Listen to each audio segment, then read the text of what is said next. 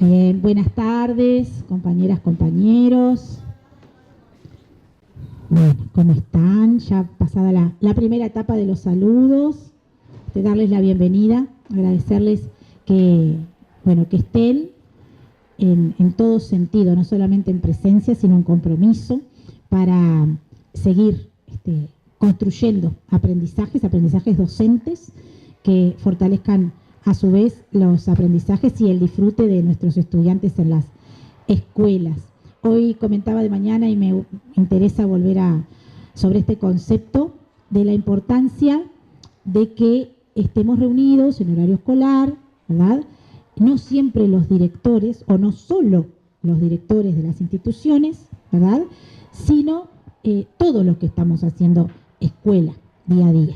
Y en esto de Leer para Participar, que es el proyecto jurisdiccional, ¿no?, hablando de participar en el sentido de ser protagonista en la toma de decisiones y poder ser crítico, pero verdaderamente crítico, no criticón, sino crítico, estamos focalizados en la lectura, insistentes con la lectura, con la escritura, porque, bueno, en su valor de que nos convoca a todos a la interpretación del mundo entero, es algo que como docentes tenemos que centralizar como transversal. Así que en esto estamos hoy con comportamiento lector, pero haciendo la salvedad que a todos ustedes ya les surgió y ya lo tienen clarísimo, de que no podemos disociar comportamiento lector de conocimiento discursivo, de conocimiento lingüístico, ¿verdad? No podemos hacer compartimentar de esa manera cuando sabemos que en el acto de leer todo está vinculado, ¿verdad? Y que todo se da a la vez. Lo que hacemos hoy es, para analizar un poco más en profundidad, focalizar, sin olvidarnos nunca de que al momento de organizar las actividades en el aula, de generar las experiencias de aprendizaje para nuestros niños, ¿sí?, van a estar en juego todos los componentes de la lectura, ¿verdad? Y que a veces vamos a tener que sacar un poquito el foco de lo que nos habíamos trazado, porque surge algo sumamente valioso del propio intercambio con los niños que nos tiene que llevar a conocimiento discursivo sí o sí para poder seguir trabajando en esa interpretación, en esa comprensión. Así que les paso con el equipo, ya ustedes conocen, pero ellos se van a volver a presentar por si hay alguien que se encuentra con nosotros por primera vez. El equipo de Biblioteca Solidaria, que trabajan fuertemente con ProLé, ¿verdad? Y que nos dan el sustento que tanto hemos reclamado, que es el de la praxis, de la teoría y la práctica alimentando la teoría, ¿no? Y está súper representado acá, y ya lo van a ver porque vamos a construir desde ahí. Así que le paso a Sandra. Buenas tardes para todas. Mi nombre es Sandra Mosca, yo soy maestra, integro el equipo de ProLé y me acompañan Ana Laura Lujambio, también maestra, y Micaela Fraga, profesora.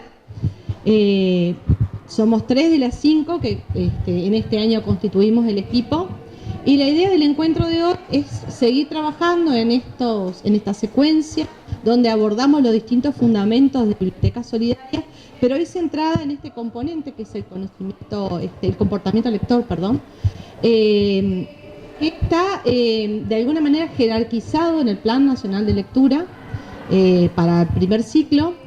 ProLé participó en el Plan Nacional de Lectura, en la construcción del documento, en la organización de las acciones, ¿verdad? Y ustedes van a poder ver en ese documento muchas de las ideas, de los materiales que ProLé ha venido produciendo a lo largo de los años al servicio de ese Plan Nacional de Lectura, ¿sí? Y la idea justamente hoy es vincular Biblioteca Solidaria como un recurso, como una herramienta que colabora con este comportamiento que está focalizado en el Plan Nacional de Lectura. Hoy hablábamos hace un ratito con Mónica en que las escuelas con biblioteca solidaria tienen una riqueza o tienen el acervo de los libros que son fundamentales para trabajar todo lo que es la lectura, obviamente la comprensión, los aspectos discursivos, pero en este sentido están mejor posicionadas para llevar adelante este Plan Nacional de Lectura, ¿sí? Porque tienen, las que vienen desde 2014 y las que ingresaron después, tienen esta colección que puede estar al servicio del plan, ¿no?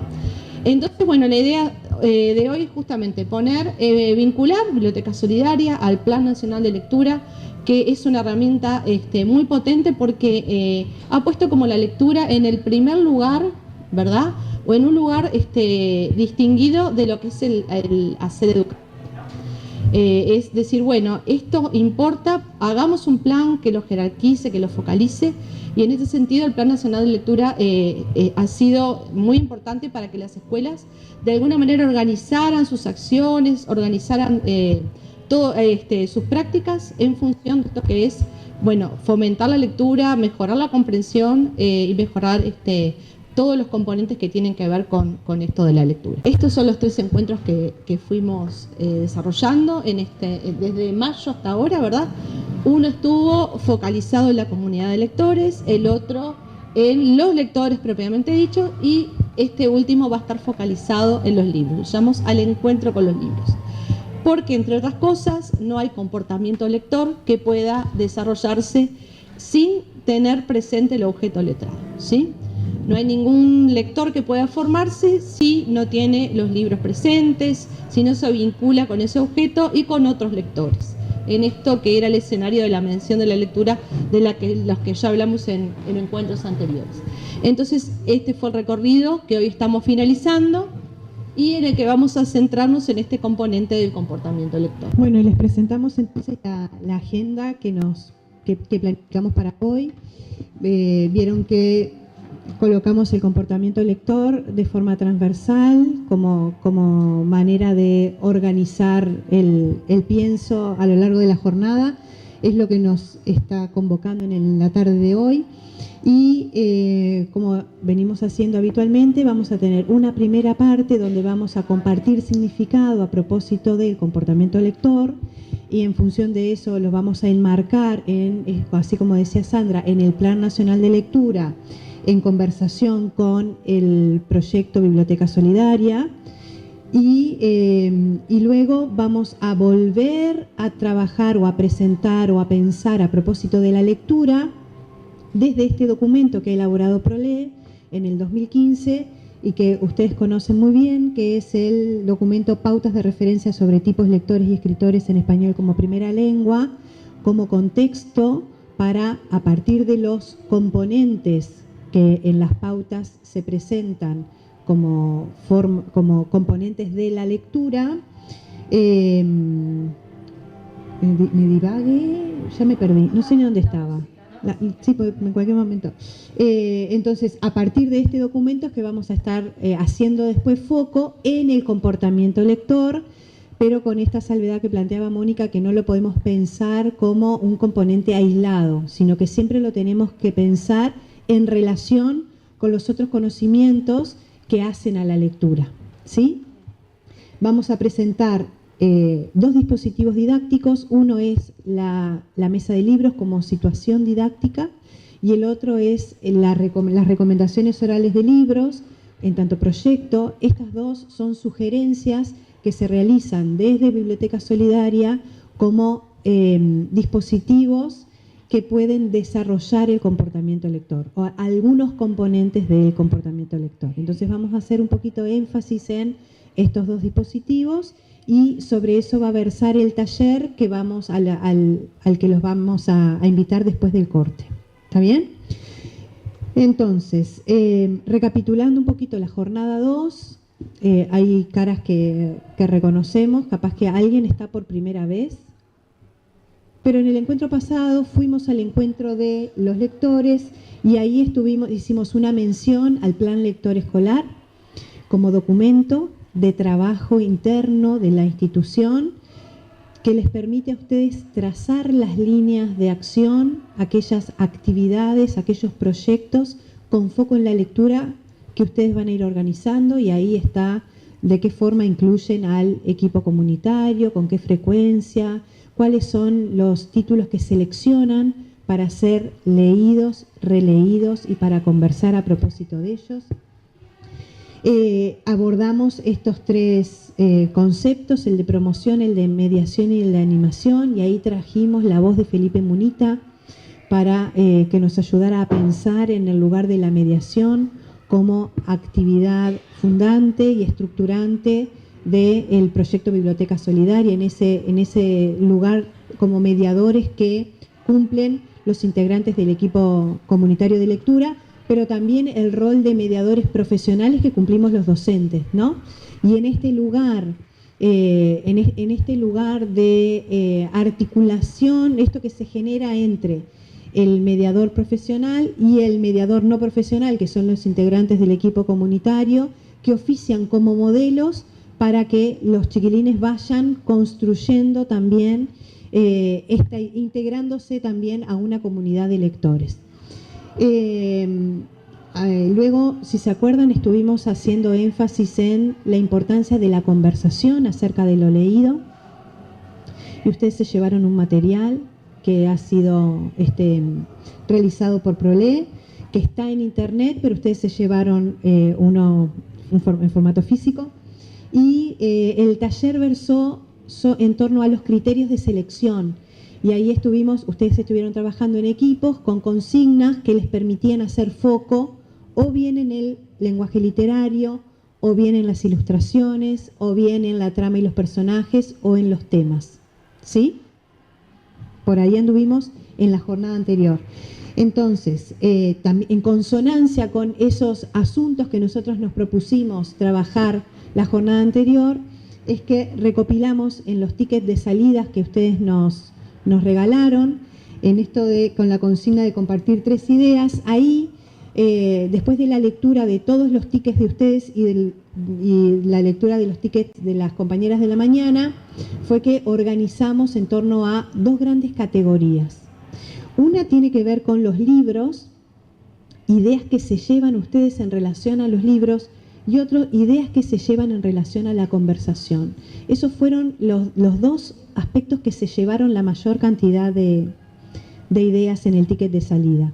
Y en torno a los libros, hay algunos conceptos o ideas que nosotros trabajamos en la jornada, como el tema de los criterios para la selección de los libros, los nuevos títulos que ustedes no conocían y que dijeron, bueno, me llevo acá un montón de títulos nuevos para buscar si están en la escuela, o bien si tuviéramos la posibilidad de comprar libros, tener esos títulos como referencia.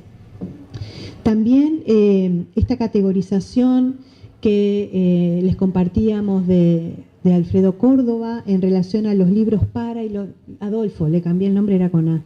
Los libros para o los libros sobre, ¿no?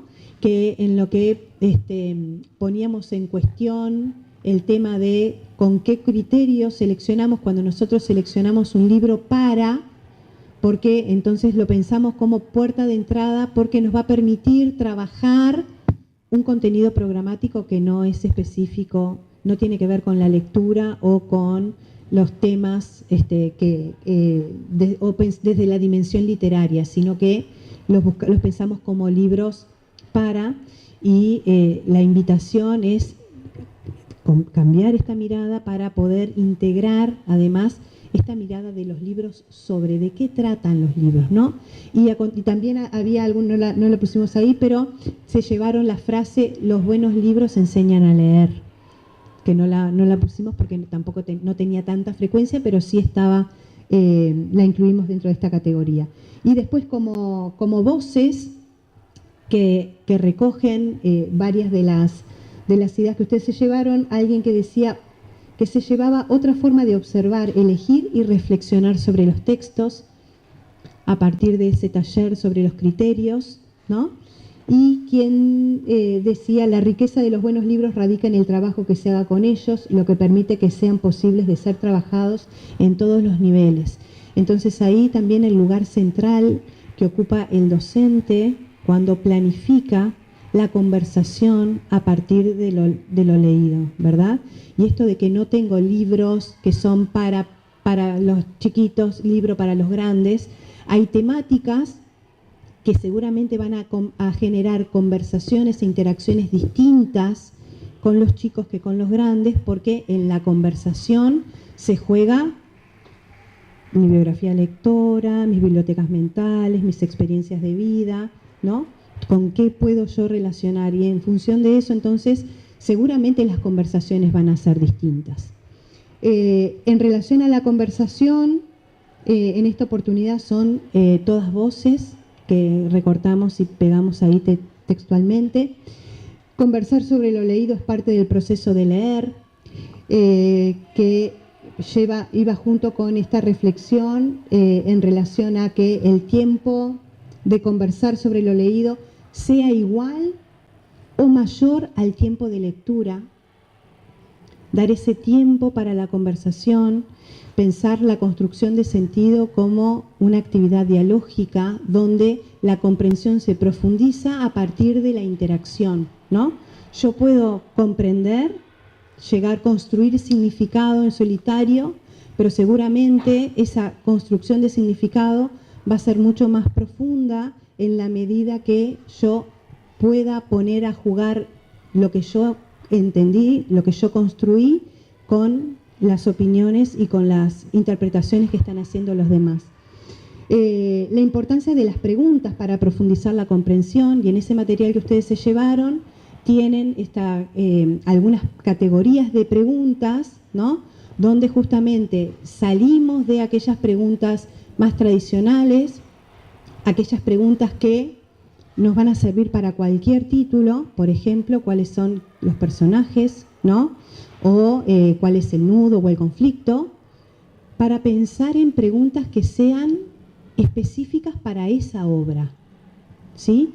Y que lleven a los chiquilines o bien a establecer relaciones con otras obras o con otras experiencias, o preguntas que habiliten a los chiquilines a profundizar la comprensión. Entonces, como categorías de preguntas, la idea es ir buscando un equilibrio entre esas preguntas, pero que requieren ser planificadas, ¿sí? Obviamente que yo me voy a planificar algunas preguntas, pero después, en atención a algo que traemos de una especialista que no se ha dedicado a la lengua, pero se ha dedicado a la matemática, pero se ha dedicado mucho a la enseñanza, que es Patricia Sadowski, que ella dice que la enseñanza es un acto de escucha.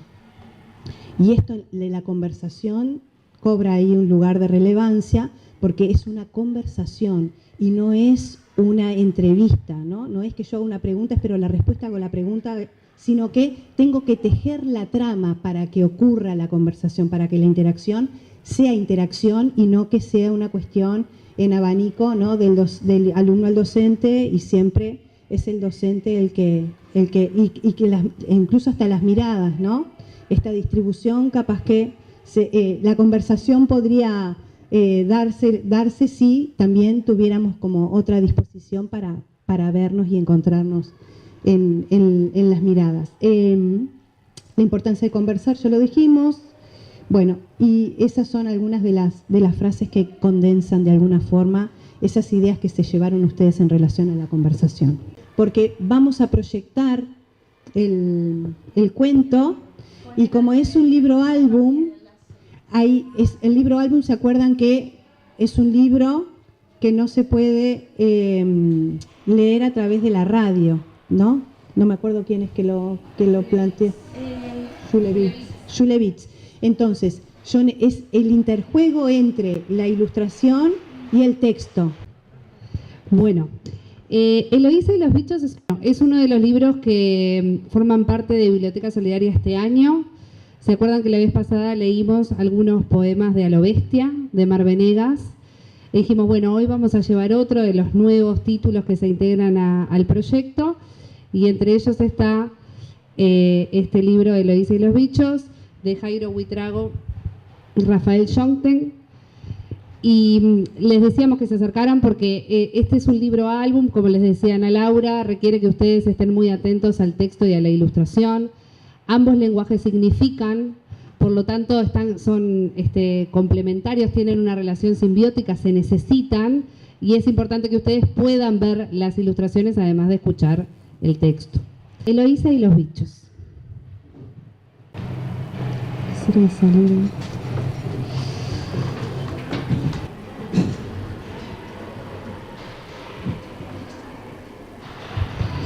No soy de aquí.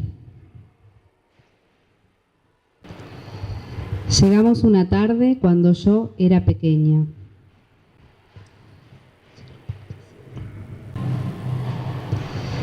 Mientras papá buscaba trabajo, me quedaba en la escuela, como un bicho raro. Al principio era difícil no ser tan diestra con los deberes y ser la más pequeña de la fila, o que los recreos fueran tan largos, casi tan largos como la espera en las rejas. Volvíamos a casa sin hablar con nadie, y algunas veces nos perdimos en la ciudad. Pero así aprendimos a conocerla.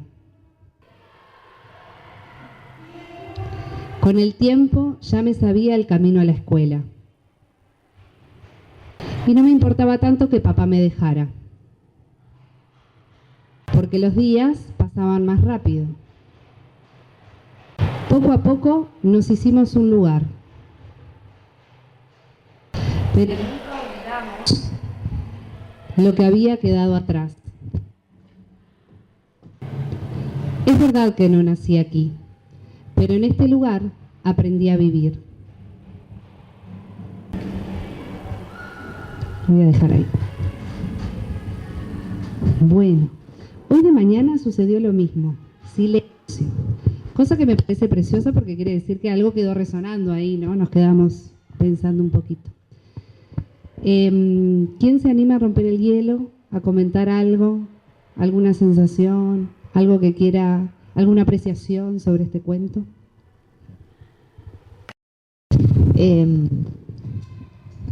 Viste eso de cabeza de maestra que uno dice, ¿cómo podría trabajar el cuento? Entonces dije, no voy a pensar eso, voy a ver qué me sucede y cuántas veces uno se ha sentido así como bicho de otro, ¿no? De otro pozo, de otro...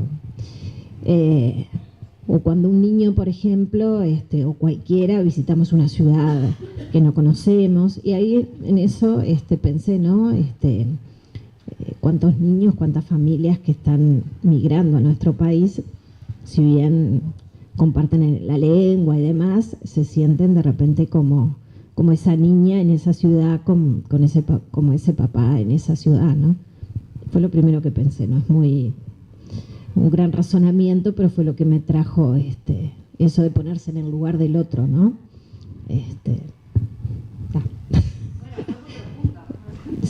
Bueno. Sí. Primero que hizo un trabajo precioso que fue decir, bueno, no me voy a poner a pensar para qué contenido programático voy a unir con esto. Atendiendo un poco quiere decir que lo que trabajamos la jornada pasada dejó también alguna resonancia, ¿no? Siempre estamos trabajando y siempre estamos pensando, estamos enseñando a leer, ¿no? O sea que estamos trabajando en eso. Sí está en esto que hoy recuperaba Ana de los libros para y los libros sobre, ¿no? Acá hay una temática que es muy potente, que está muy vinculada a nuestra realidad actual como país. Hoy decíamos, bueno, qué importante sería leer este libro, no cuando tenemos un niño migrante en la clase o cuando llega alguien nuevo a la escuela, sino siempre, porque en realidad esto forma parte del mundo en el que vivimos en la actualidad, ¿no? Y bueno, que toca otros lugares que también en otros momentos nosotros nos hemos sentido quizás como bichos raros en distintas circunstancias. ¿Alguien más que quiera comentar algo? Así como una primera impresión. cómo a medida de que nos vamos encontrando con los otros, vamos haciéndonos propios de ese lugar, esos bichos que al principio eran gigantes empiezan como a disminuir y ser más parte nuestra. Y no olvidar nuestra historia, ¿no? Saber quiénes somos y a pesar de a veces de empezar en una escuela nueva, en un trabajo nuevo, no olvidar de dónde venimos y bueno, y sentirnos parte y poder compartir con los otros para eso, para seguir formando y creciendo juntos. La ilustración es muy potente, vieron que texto hay muy poquito, es igual un texto conciso, también potente, ¿no?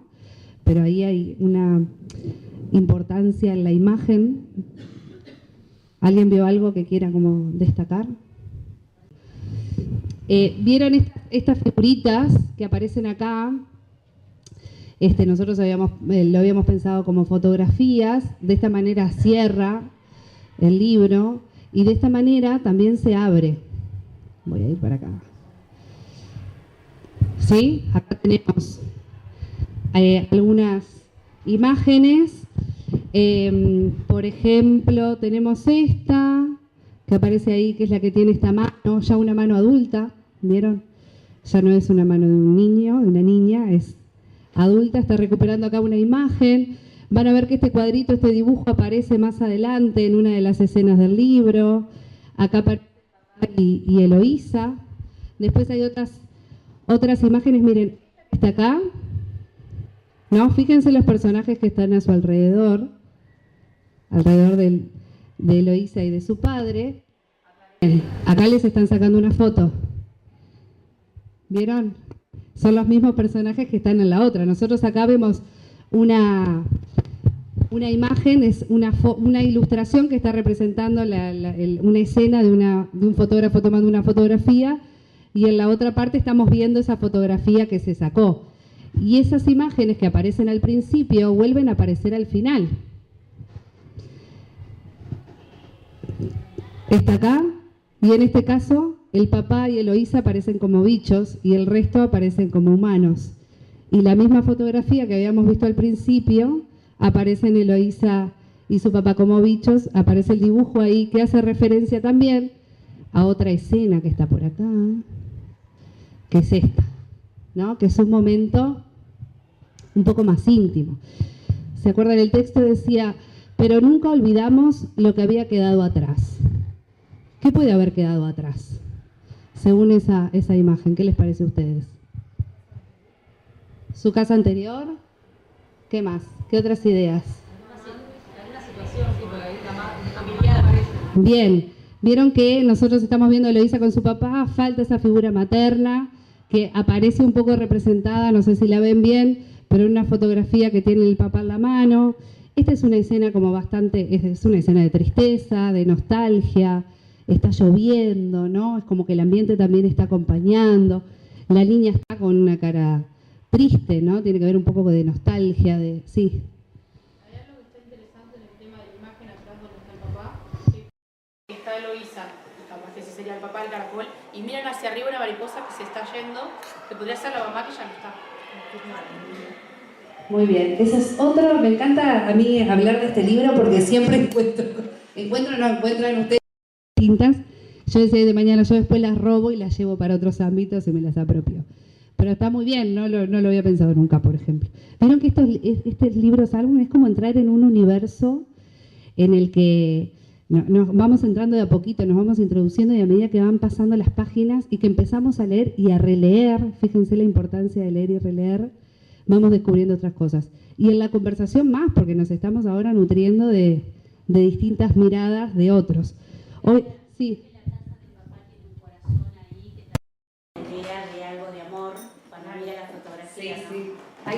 Hay esta escena está ambientada como para que estemos. Es más, tiene la parte de la lluvia, para la tristeza, sí, el padre que tiene la parte de la familia que está viendo una foto y la imagen al fondo, que podría ser la mariposa, yo decía la mamá que se fue, y la niña que está sola también, y tiene una imagen al fondo de algo de campo, capaz que yo en realidad, ¿por qué se pierden en una ciudad? Capaz que ellos vienen de una parte más rural, de un lugar diferente, y les costó un montón toda la avenida a este lugar.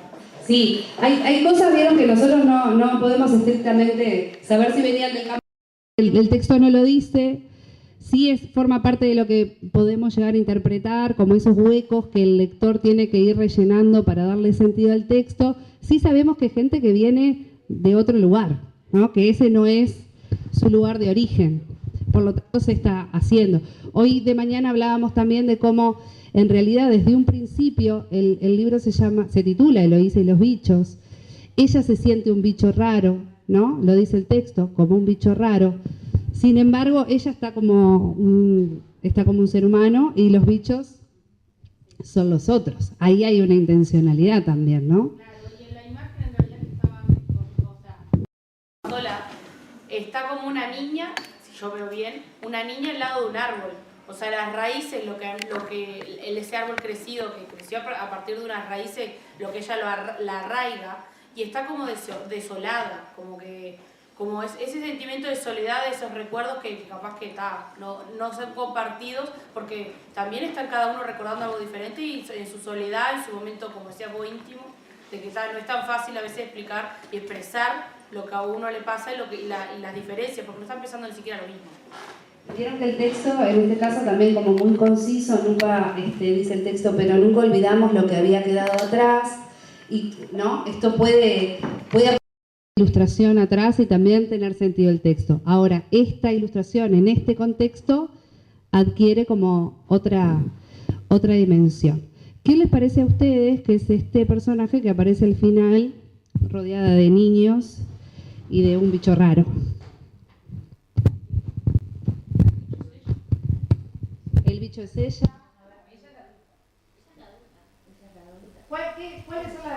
¿Cuáles son los elementos que me pueden dar la idea de que Eloísa es esa niña adulta?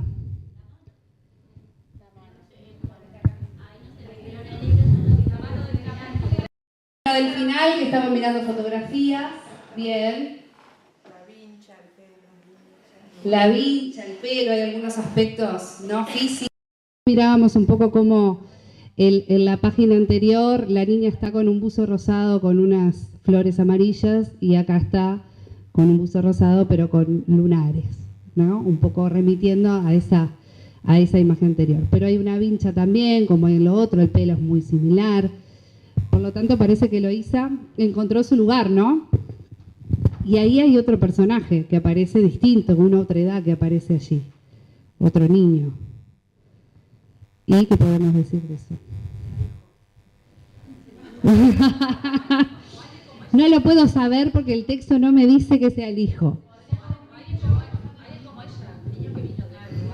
Bueno, sí, como que esta historia siempre vuelve a suceder, ¿no?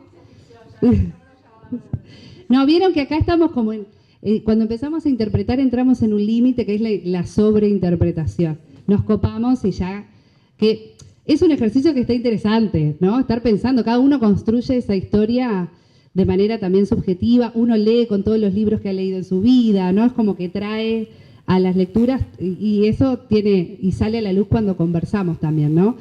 Siempre nosotros decimos, bueno, no le hagamos decir el texto cosa que el texto no nos está diciendo. La interpretación nunca puede afectar el sentido del texto y más allá que lo que vos dijiste no afecta el sentido, sí sabemos que en realidad acá hay una historia que tiene que ver con alguien que se siente distinto a otros. Entonces, un poco esta ilustración final viene a acompañar esa temática, ¿no? Que aparece a lo largo de todo el texto y que se plantea desde que inicia, ¿no? Bueno, este libro ingresó este año a Biblioteca Solidaria, así que ya se llevaron la joyita de Lo Bestia la vez pasada, se llevan ahora esta para seguir conversando. Van a ver que los niños están muy habituados a la interpretación de imágenes, entonces muchas veces nos pasa que cuando compartimos con ellos este tipo de libro, ellos nos enseñan a ver muchas cosas que nosotros a veces no vemos, ¿no? O nos perdemos. Y bueno, el libro álbum es un género literario que está en explosión ahora, es un género que surge desde la literatura infantil y que se ha expandido a la literatura para adultos. Ahora hay mucha literatura para adultos ilustrada, cosa que antes no había tanto. Hay novelas gráficas. El otro día hablábamos con Sandra, Irene Vallejo, que es una autora que nos gusta a los dos. Sandra la idolatra. Y ella tiene El infinito en un junco, no sé si lo leyeron, pero es un libro precioso que habla sobre la historia del libro. Y yo, por ejemplo, lo tengo también en una versión de novela gráfica. Y eso es un libro para adultos, ¿no? Quiere decir que como que este campo de la ilustración está empezando a expandirse hacia otros lugares. Y es algo bien interesante porque la literatura infantil siempre toma en realidad los géneros de la literatura para adultos, ¿no? Si bien los adapta, ¿no? Pero los géneros básicos, poesía, narrativa y drama, en realidad lo que hace la literatura infantil es tomarlos. Ahora la literatura infantil ya está generando un propio lenguaje que está extendiendo hacia otros ámbitos, hacia la literatura, y está generando estos libros que son objetos artísticos en sí, porque no es solo, como vimos, es la ilustración, es la edición del libro, es la decisión de cómo poner el texto abajo, ¿no? La preponderancia de la imagen, en este caso, no todos los libros álbum tienen estas mismas características. Así que bueno, esta es una invitación. La otra es hacer esto que hicimos ahora, que es conversar, que como bien les decía Ana Laura hoy, no es hacer las preguntas vieron que yo me pregunté cuántos personajes tenía este cuento, dónde se desarrollaba la acción, sino que fuimos a preguntas que nos llevaban a pensar estrictamente este libro. ¿Qué características tiene este libro? ¿No? ¿Por qué este libro tiene esta magia que todos nos quedamos en silencio una vez que se terminó de leer? ¿No? Es hacerle preguntas al libro, preguntas particulares a este libro en particular. Y abrir la conversación y que cada uno pueda, desde su lugar, aportar al sentido y a la interpretación de este texto. Así que muchas gracias por este espacio. Ya presenté el libro, lo revendí, ¿no? No recibo ninguna regalía por este trabajo que Rafael y Jairo me deben dinero.